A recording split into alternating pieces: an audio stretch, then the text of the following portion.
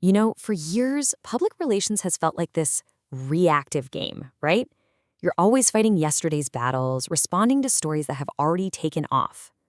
But what if you could actually see a narrative taking shape before it hits the headlines? Well, today, we're going to dive into how predictive PR and media intelligence are completely flipping the script. Man, this quote just nails a feeling that so many comms pros know deep in their bones. You're constantly playing defense, right? You're putting together clip reports about what already happened, which means you are always one step behind the conversation. It's this exhausting cycle of just chasing stories instead of actually shaping them. Exactly. What if, instead of just reacting all the time, you could actually anticipate what's coming? What if, instead of chasing a story, you could be there to help frame it from the get-go?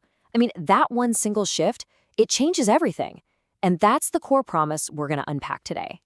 And this really points to a huge problem with the old PR playbook. Look, a sharp gut instinct and a great list of contacts, that used to be the gold standard. But today, with thousands of signals firing off across countless channels, that kind of intuition just can't keep up. Honestly, it's like trying to navigate a hurricane with a compass. It's just not going to work. So this brings us to a really crucial evolution in the field. We're talking about a move from simply counting things, like how many times your brand was mentioned, to actually comprehending what all those mentions really mean. So let's dig into how this big shift from media monitoring to media intelligence actually works. Okay, this slide breaks it down perfectly. On the left, you've got the past, media monitoring. It's all reactive, it counts mentions, gives you a report, and basically tells you what's already in the rearview mirror.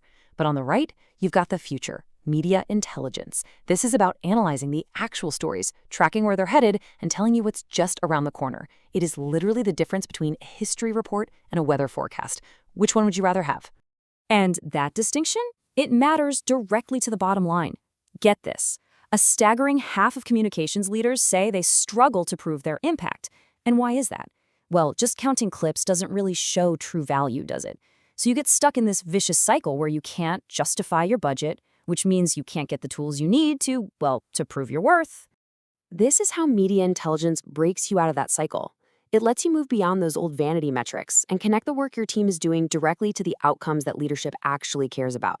We're talking about things like protecting brand reputation and shaping strategic narratives in a way you can actually measure. So the big question is, how does this all work? What's the engine under the hood that makes this happen? All right, let's pull back the curtain and look at the technology that lets you, see around the corner. So the secret sauce here is something called narrative clustering. Just imagine an AI that's reading thousands of articles in real time and automatically grouping them into these emerging themes.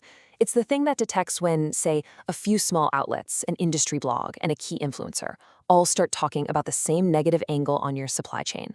It shows you the story that's forming, not the one that's already exploded. Next up is sentiment trajectory. Now, most of the older tools just give you a static snapshot. They'll tell you your sentiment was, 60% positive last week. Okay, cool. But trajectory is different. It shows you that your positive sentiment has actually dropped 12 points in the last 10 days, and the sharpest drops are coming from outlets your investors read. See the difference? One is a fact, the other is a fire alarm. And finally, there is source authority. Because let's be real, not all coverage is created equal, right? This technology is constantly assessing a publication's influence to help you prioritize. So you can see, is that negative narrative just bubbling up on a few small blogs, or is it starting to get picked up by the major financial press? This tells you exactly where you need to focus your energy. Okay, so let's move from all the theory to what this looks like in the real world. How do teams actually use this intelligence, day in and day out, to finally get ahead of the news cycle? The applications are super practical. We're talking about detecting those first whispers of a crisis, which can give you hours or even days to get your response ready.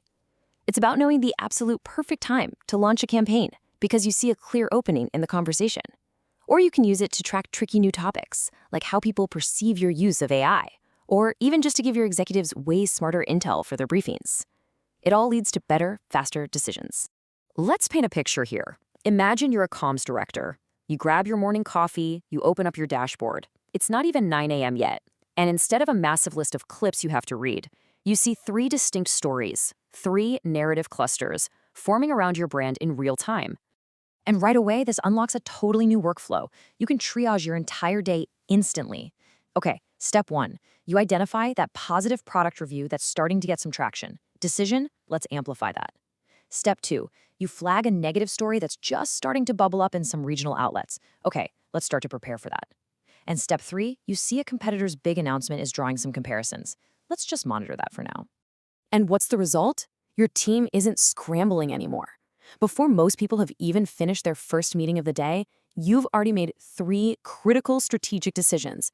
You are shaping the day instead of letting the day shape you. And that, my friends, is a fundamentally more powerful way to operate. So, what does this all mean for the bigger picture?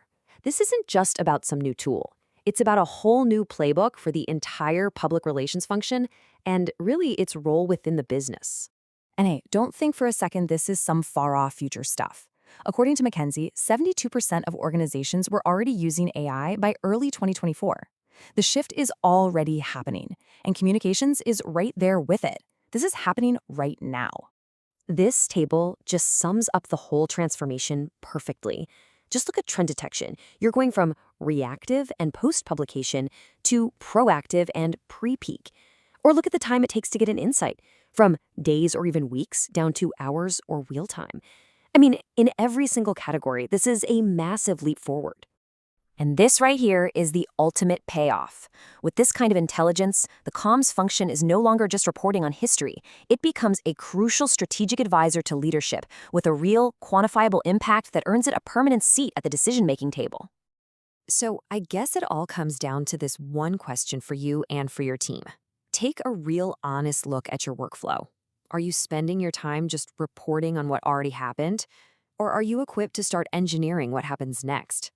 If you're ready to make that shift from being a reporter to being an engineer, you can see exactly what predictive media intelligence looks like in practice by checking out the demo over at handraise.com.